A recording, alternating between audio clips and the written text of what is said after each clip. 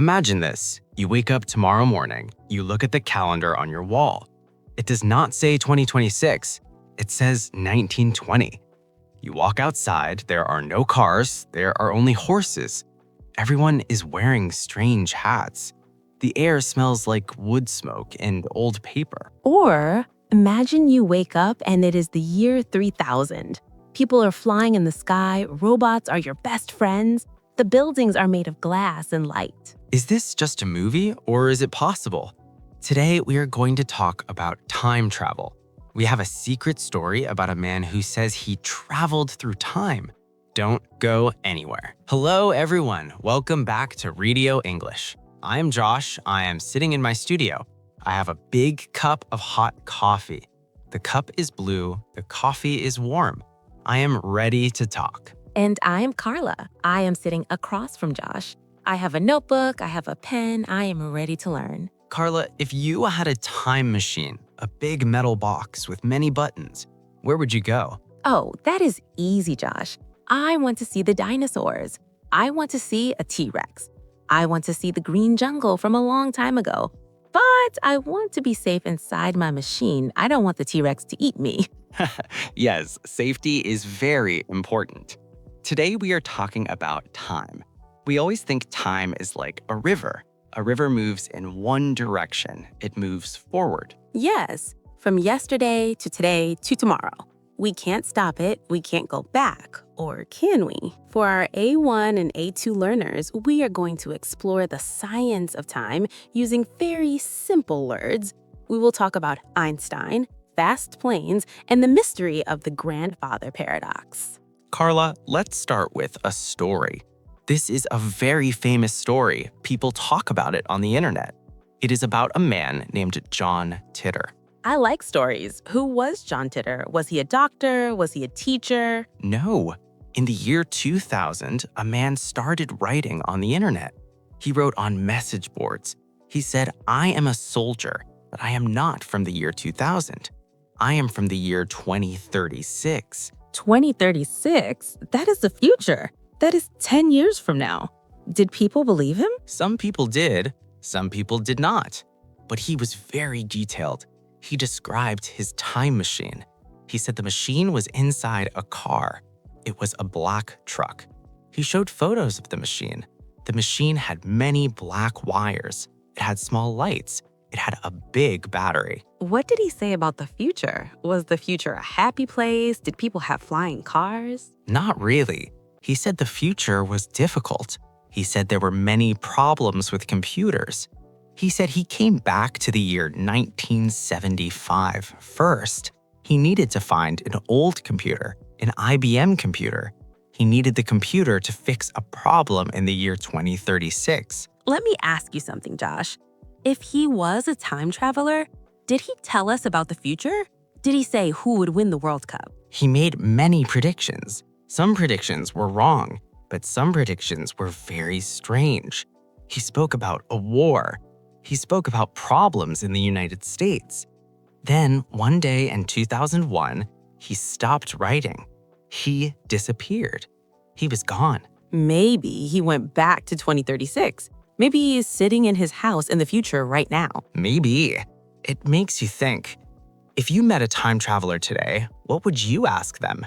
Would you ask for the lottery numbers? Would you ask for money? No, Josh, I would ask, is English still important in 2036?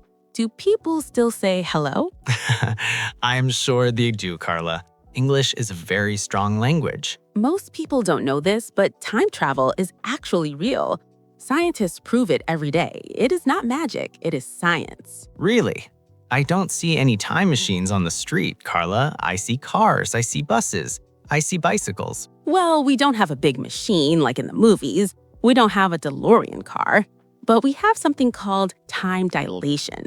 This is an idea from a man named Albert Einstein. Einstein was a very smart man. He had big white hair. He had a big brain. He lived a long time ago. What did he say about time? He said that time is not the same for everyone. This is very important. Listen carefully. If you move very, very fast, time moves slowly for you. Wait, let me think. if I run very fast, do I get younger? No, you are not fast enough, Josh. You are a human, but if you are a clock on a plane, it works. In 1971, two scientists did an experiment. They took 4 very accurate clocks. These clocks were perfect. And what did they do with the clocks? Did they put them in the kitchen? No, they put the clocks on big planes. The planes flew around the world. The planes were very fast. Other clocks stayed on the ground. And what happened? Did the clocks break? No. When the planes landed, the scientists looked at the clocks. The clocks on the planes were different. They were a tiny bit behind the clocks on the ground. Time moved slower for the clocks on the planes. That is incredible.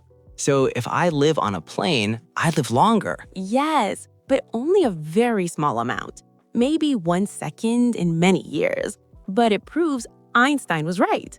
Time changes when you move. So, astronauts are time travelers. Yes, astronauts on the space station move very fast. When they come back to Earth, they're a little bit younger than us. They traveled into the future. Traveling to the future is science, but what about the past? I want to go back to 1920. I want to see my great-grandmother. That is much more difficult, Josh. There is a famous problem. It is called the grandfather paradox. A paradox? That's a difficult word. What does it mean? A paradox is a situation that is impossible. It is a logic problem. Imagine you have a time machine. You go back to the year 1940. You meet your grandfather. Okay, my grandfather is a young boy. He is playing in the park. Now, imagine something bad happens. You change the past. Your grandfather dies when he's a boy. Oh no, that is terrible. Yes, but think. If your grandfather dies as a boy, he never has a son. Your father is never born. And if my father is never born, I am never born. Exactly. But if you are never born, you cannot go back in time to change the past. So I exist, but I don't exist? My head hurts, Carla. This is very confusing. That is why it is a paradox. It is a loop. It has no beginning, it has no end. Many scientists think this is why we cannot travel to the past. The universe does not like paradoxes. So the past is closed, but the future is open. Maybe. We don't know everything yet. The universe is a big mystery. Let's talk about the feeling of time. Sometimes time moves fast. Sometimes time moves slowly. When I'm at the dentist, time moves very slowly. I sit in the chair, the light is bright, I hear the drill. Zzz. 1 minute feels like 1 hour. Yes, but when we are talking on this podcast, time moves fast. We are having fun. We are drinking coffee. Why does our brain do that? Is our brain a time machine? Maybe. When we are happy, our brain does not count the seconds. When we are bored or scared, our brain counts every millisecond. Let me ask you something, Josh. Do you remember being 5 years old? I remember a little bit. I remember a red ball. I remember the grass. The grass was very tall. When you're 5, 1 year feels like a very long time.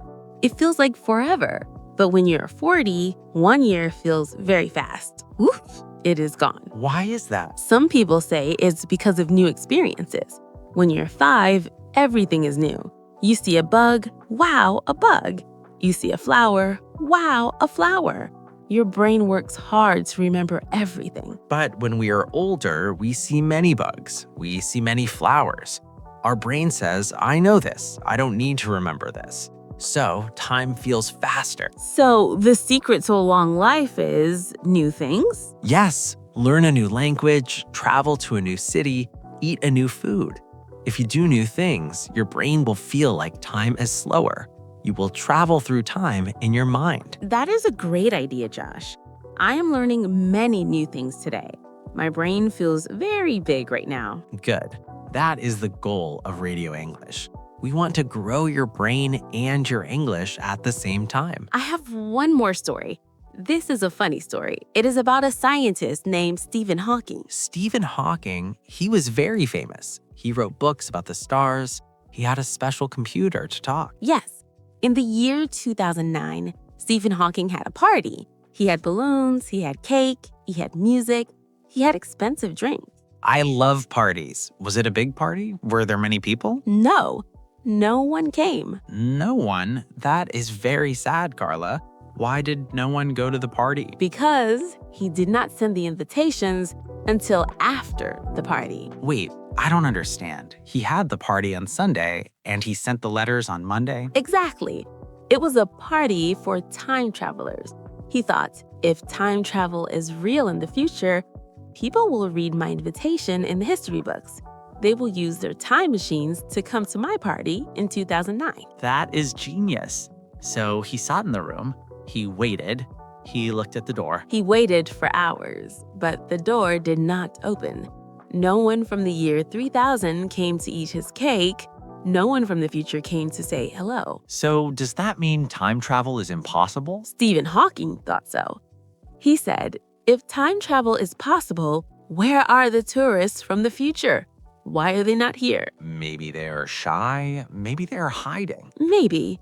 Or maybe they have a rule. Don't go to Stephen Hawking's party, it will change the past.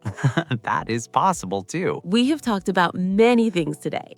Let's look at our words. Yes, we said time machine. That is easy. A machine to travel in time. We said paradox. That is a situation that is impossible, like the grandfather problem. We said accurate. These are clocks that are very, very correct. They don't make mistakes. We said astronaut. People who go to space. They are time travelers. And we said prediction, telling what will happen in the future. John Titor made many predictions. Listeners, remember these words. Use them today. Tell a friend about the grandfather paradox. It is a great way to practice. We are at the end of our talk, but we are not at the end of the mystery. No, time travel is still a big question. We don't have the answer yet, but it is fun to think about. Listeners, we have a question for you. If you could go back in time for one day, where would you go? Who would you meet? Tell us in the comments. We want to read your stories. Maybe you want to see the pyramids. Maybe you want to see your grandmother when she was a girl. If you liked this episode, please subscribe to Radio English. Click the like button, click the notification bell. It helps us a lot. It helps us make more podcasts for you. Thank you for listening. Thank you for practicing your English with us. Have a wonderful day, and remember, the future is coming. Goodbye, everyone. Bye-bye.